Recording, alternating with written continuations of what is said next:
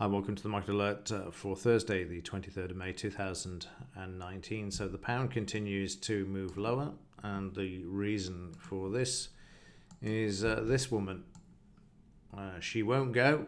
She won't even be pushed at the moment. She's clinging on as Tory MP spark open warfare, and this is causing some downward pressure on the pound, as you can see. So what I've done is mark up from here to the recent high, and this gives us the 76% retracement here, where the market is just going through this. Found a bit of support there yesterday.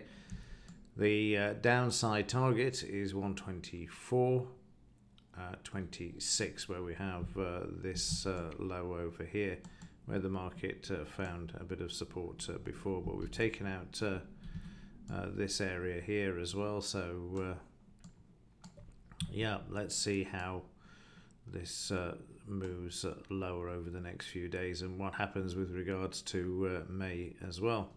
But certainly the bearish side going forward at the moment. Of course, you will get the odd bounce and then that sort of effect to the downside, the old dead cat bounce. Yesterday the market lower, as we've just seen. Got a bit of a bounce here as the market had the CPI figures. They came out at 9:30, better than forecast, but it wasn't enough to even turn the pound around. This is what I've been saying in the alert, that the economic news doesn't seem to make any difference anymore. It's all political and narrative. So after a few bars, we see the market then move lower and then eventually find some support, just as the Dow had opened there, and then the market bouncing and moving to the upside there as the market waited for the FOMC, which didn't have any impact on the market either, but no surprise there.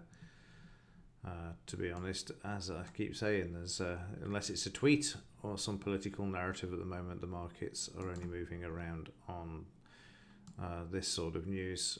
There is some high impact news, but again, is it really going to make any difference? French and German? No, not at all. But just be aware of it if you're in a trade at those times.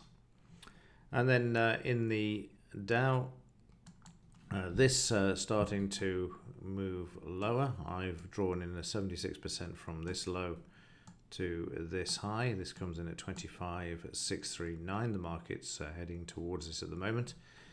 However, we could see prices find support and then turn around and move back to the upside there, but we'll just have to wait and see. But it's certainly looking weak at the moment, and if we break the 76% retracement, then watch this area here. But there's not much on the upside in the stock market at the moment.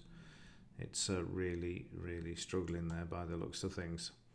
Yesterday I spoke about Deutsche Bank and Charles Nenner's prediction of going down to what would happen if we hit 640. This is now available on Zero Hedge. Also, the interview is here with Greg Hunter as well, if you want to have a look. He is talking about the world ending as we know it. If we have a problem of the market breaking 640, I wouldn't think this is the case at all, but it will certainly be interesting to see if it did break 640, to see if it would happen. I agree with the IMF though, which is a rare event, I have to say, but it is the most systemically dangerous bank, as it's highlighted here, in the world in 2016, but it's managed to hold together for the last 3 years. Charles says here it's a very dangerous situation. I don't think DP is the only one. They just got caught.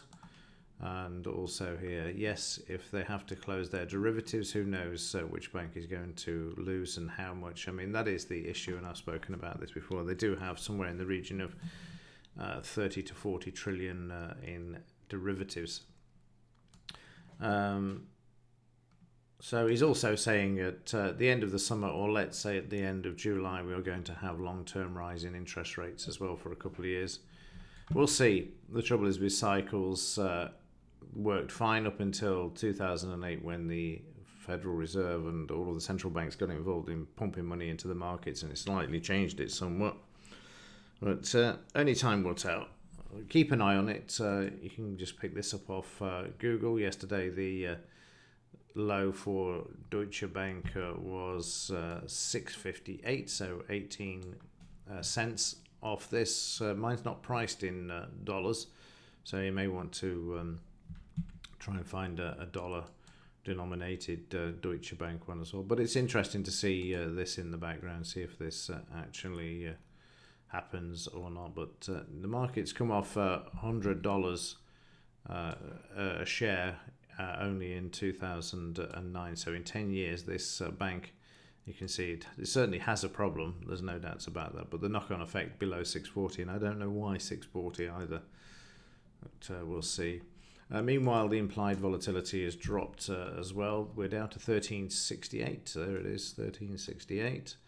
So again, pointing that the downside is over for the moment, and we could see a bounce in the underlying there as well. And in Bitcoin, this bit sideways, coming back down towards the 76% retracement that we've had drawn in off this bar for the last few days. Certainly lower highs and the range narrowing a bit, but yesterday a half decent range, as you will see here. I actually want to come back to the Dow as well after this, just to show you something as well. So here we can see the market sitting on the 200 bar. Eventually it breaks, tries to bounce back and then moves lower. It comes back again here, and then you can see how this line is so brilliant at a sort of a support and resistance area.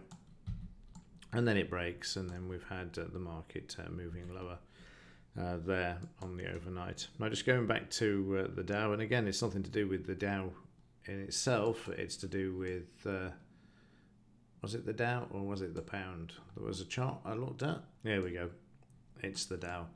Yeah, yesterday's trading session, which we didn't look at, you can see that we had some selling, then we tried to move the market higher.